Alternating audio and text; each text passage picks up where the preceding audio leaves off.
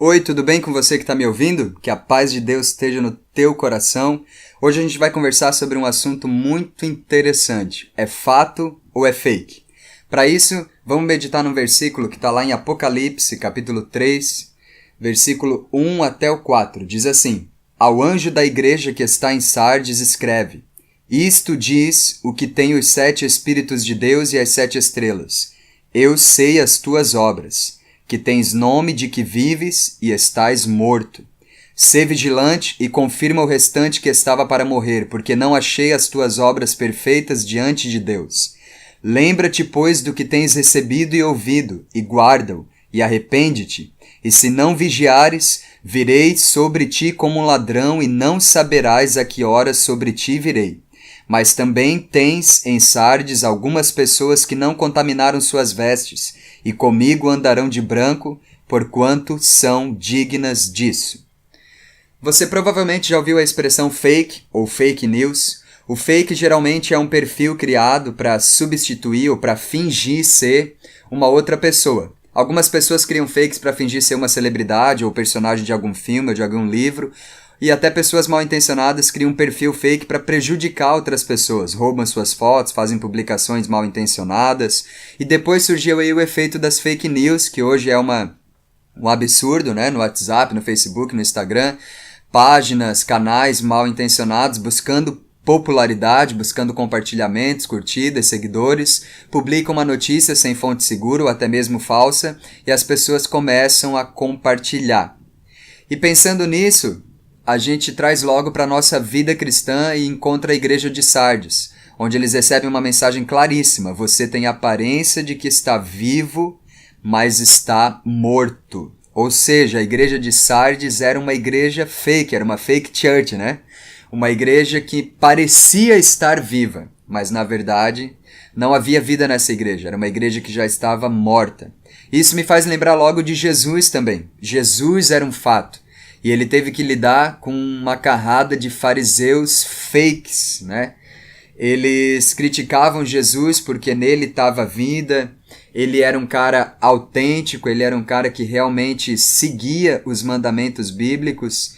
E a gente vê lá em Mateus o que Jesus fala para os fariseus. Mateus capítulo 23 e no versículo 27. Quer ver? Vou ler aqui para você. Ai de vós, escribas e fariseus hipócritas, pois que sois semelhantes aos sepulcros caiados, que por fora realmente parecem formosos, mas interiormente estão cheios de ossos mortos e de toda imundície. Jesus, ele jamais tolerou ou concordou ou foi conivente com uma versão fake de fé, uma versão fake de santidade. Jesus foi claríssimo quando ele disse que a gente conheceria a verdade e a verdade nos libertaria. E caminhando um pouco mais para frente, eu trago para os dias atuais. A gente vê hoje muitas pessoas vivendo uma religião, mas elas não passaram por um processo de conversão. Ou algumas até passaram por uma conversão, mas elas perderam essa essência, perderam essa comunhão com Deus, e hoje só o que elas estão vivendo é uma religião. Ou seja, nós temos vários cristãos fakes dentro das igrejas. Eles estão envolvidos nas atividades, envolvidos na religião, alguns são até líderes, alguns são até pastores, mas na verdade ele vive uma versão falsa do que deveria ser a vida de um verdadeiro cristão. E isso é muito perigoso, cada um de nós deve fazer essa reflexão, ficar se autoanalisando com a ajuda do próprio Espírito Santo, né, do próprio Senhor Jesus, para que a gente não seja essa pessoa. Em Apocalipse também, né, Deus falou que porque você não é frio nem quente, mas porque você é morno, estou a ponto de vomitar-te da minha boca. Ou seja, Deus nunca tolerou esse quase, esse talvez. Ou a gente é, ou a gente não é. A gente está numa era cada vez mais onde as pessoas estão misturando as coisas, onde as pessoas estão procurando várias fontes, vários caminhos, só que a gente sabe que só existe um caminho, que é Jesus. E a vida cristã exige uma comunhão com Ele, seguir os princípios da palavra de Deus e viver uma vida de acordo com a vontade de Deus. Por isso eu quero te ajudar aqui e comentar algumas diferenças entre o cristão que é cristão de fato e o cristão que é cristão fake. E uma coisa muito importante a salientar aqui é que, às vezes, a pessoa que é um fake, ela não está só enganando os outros, mas ela está enganando a si mesma. Esse fake é tão parecido com o fato que, às vezes, até ela está enganada, achando que está vivendo uma vida cristã de fato, achando que está salva, achando que está vivendo a vontade de Deus, só que não está. Em Tiago 1:22, Tiago diz assim, né? Sejam não só ouvintes, mas praticantes da palavra, para que não enganem a vós mesmos. Ou seja, é possível alguém enganar a si mesmo, né? Ficar ali se burlando com a sua própria fé fingida e achando que está vivendo alguma coisa real. Então vamos lá, características de um cristão de fato e características de um cristão fake. Eu vou falar 5 diferenças aqui entre um cristão fake e um cristão fato. A primeira coisa é que o cristão fake, ele só mudou publicamente, mas o cristão fato, ele mudou na vida privada. O fake, na frente dos outros, ele aparentemente tem frutos, ele tem obras, ele mudou o jeito de falar, mudou o jeito de se comportar, né? Porque as pessoas estão vendo, mas no particular ele continua perdendo batalhas para o pecado, para os demônios, continua manifestando as obras da carne, mas ele esquece que no público as pessoas estão vendo, mas no privado Deus está vendo. Então o fake, ele tem uma mudança pública, mas não tem uma mudança privada, no particular. Outra diferença entre o fato e o fake é que o fake, ele agrada mais as pessoas de fora da sua casa do que as pessoas da sua família. E o cristão de fato, ele ama todos, só que ele tem a família como prioridade.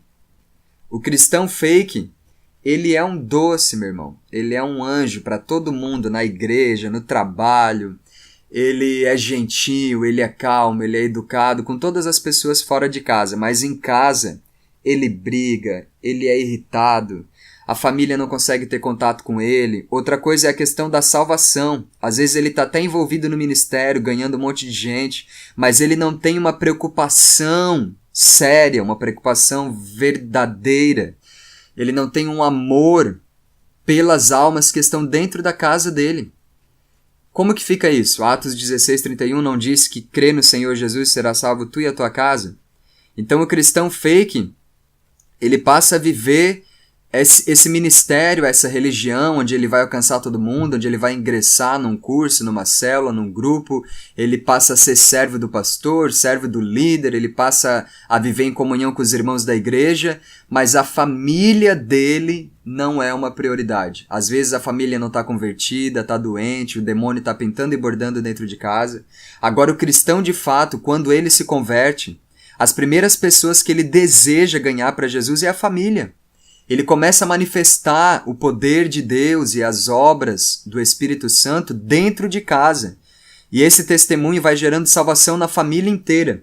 1 Timóteo, capítulo 5, versículo 8, diz assim: se alguém não tem cuidado dos seus, e principalmente dos da sua família, negou a fé e é pior do que o infiel.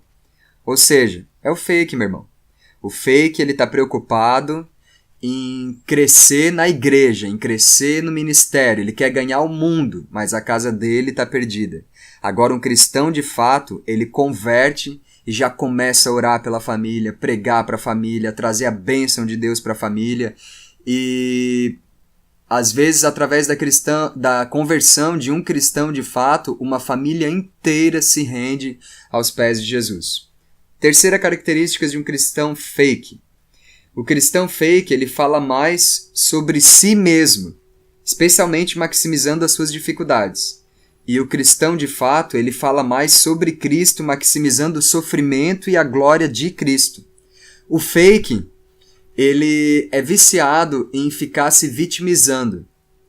Então ele fala muito sobre ele, sobre o que ele passa, sobre o que ele sofre, sobre as dificuldades que ele está passando para servir a Deus. Se ele é um líder, ele fica se queixando do tanto que ele ora, do tanto que ele jejua, do tanto que é difícil ser um pastor, ser um líder e blá blá blá. E ficar se vitimizando é uma coisa que dá popularidade. As pessoas ficam ao redor, as pessoas se sentem devedoras. Se ele é um líder, daí as pessoas que ele está liderando já se sentem na obrigação de ficar cuidando, ficar paparicando ele. E um cristão de fato, meu irmão, ele sofre pelo evangelho, ele sofre para ser um cristão, mas ele está alegre, ele está feliz, ele não reclama, ele não fica criando pena em ninguém, nem querendo ninguém paparicando ele. Ele fala do sofrimento é de Cristo, ele fala da cruz de Cristo, e ele leva todas as pessoas a seguir, a venerar, a idolatrar Jesus e não ele.